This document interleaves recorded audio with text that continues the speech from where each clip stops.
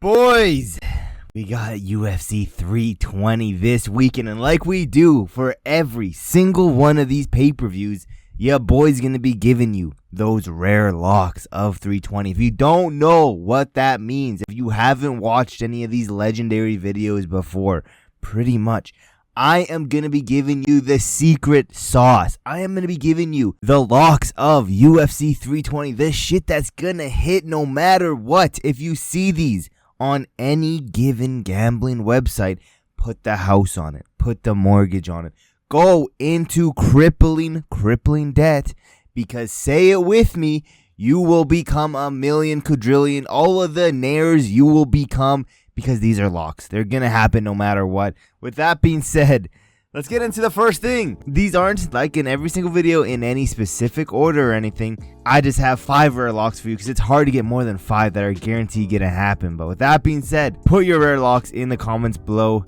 Let's get into my first one. Number 1, Big Ank versus everybody.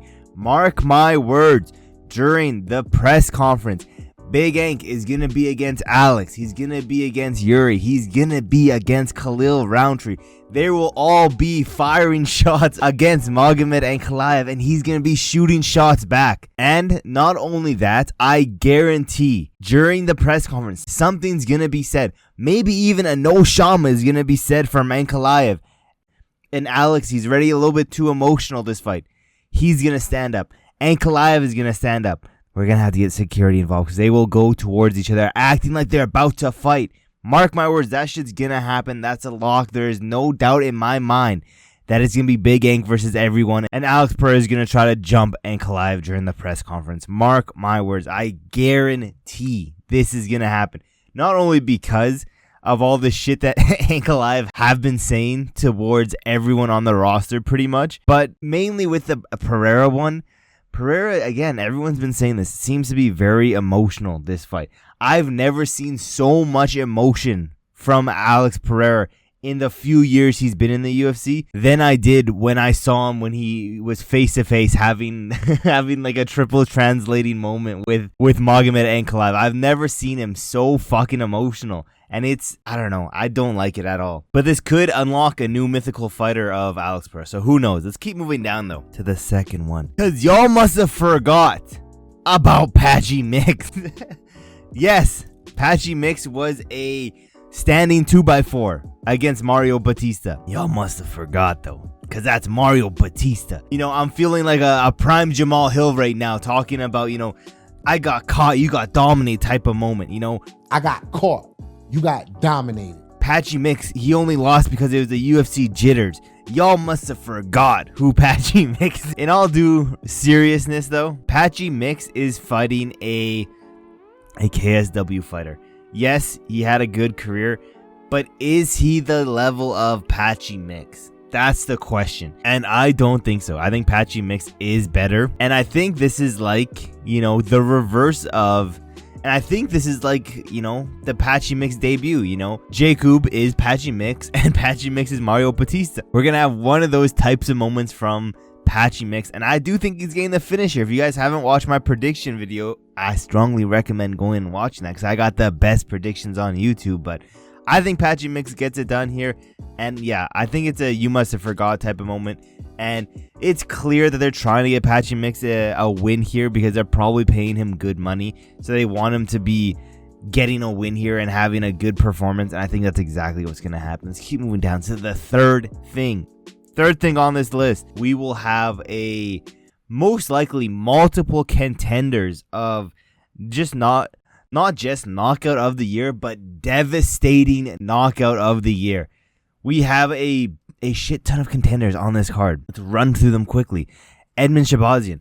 Edmen Shahbazyan is either getting submitted in the last few minutes of round 3 or he's knocking out Andre Muniz in the first round violently. Moving down, we also had Atiba Gutierrez. Atiba Gutierrez is getting a nasty finish here. One of the hardest hitters in that middleweight division, and against Ozzy Diaz. Recipe for a devastating knockout. We got Joe Pyfer here. I think Joe Pyfer is going to get it done by knockout as well. Then we have Josh Emmett versus Youssef Zalal. And then we have Yuri Prochazka. Khalil Rountree, Magomed Ankalaev, Alex Pereira. Either one of those guys could knock out their opponents. You know, Khalil could knock out Yuri could knock out Khalil, and then vice versa for Magomed and Pereira. All of these guys I just listed have a real shot of getting not just knockout of the year, but a devastating knockout in that regard. But let's keep moving down. Fourth thing, during media day, some point during media day, Dana will have, and mark my words, I don't know word for word what will be said, but Dana White will have a backhanded compliment towards Merab Dvalishvili. It will probably something along the lines of, yeah, you know, Merab is a great fighter. You know, he's a dominant champion, but I've said it before, kid's kind of an idiot. You know, something along those lines. And, you know, it'll mainly be because Merab loves to jeopardize the fights the last few days going into the fight. He'll probably fall down a mountain, you know, dive headfirst into a frozen lake, something along those lines. Because I do remember, I forget which fight it was. It might have been for the Umar fight. Merab had some sort of injury or something, and Dana flamed him for it. But yeah, something like that will happen again. Dana will give a compliment to Merab, but call him a retarded gremlin as well. Something along those lines. Again, I don't got the script right now. I don't have the word for word verbiage. I don't even know if verbiage is even a real word, but it's going to work for today. But I just know Dana's going to give a compliment and then backhand that little goblin. With that being said, fifth and final one. You think I forgot about this one. This shit is a lock. This is going to happen because it always happens. Merab will glaze Cory Sandhagen during media day. And during the post-fight interviews where they're all on stage, Cory's going to have, you know, he's probably going to try to have a nasty ChatGPT one-liner here saying he's going to knock out Merab. And Merab is just going to start glazing up Cory Sandhagen, saying, yeah, he's probably the best well-rounded fighter he's fought today. He might knock me out in the fight. You know, Merab is just going to go off a 5-minute tangent. Most of the post-fight press conference is going to be Merab just yapping it up for no reason. Straight up a degree in yapology. He's just going to be yapping it up. And then he's going to say something along the lines of, Cory's probably going to knock me out this fight. And yeah, you know, he'll have too much respect for Cory and just glaze him up. Those are my 5 rare locks that I have for UFC 320. I love making these videos. Let me know in the comments below, though.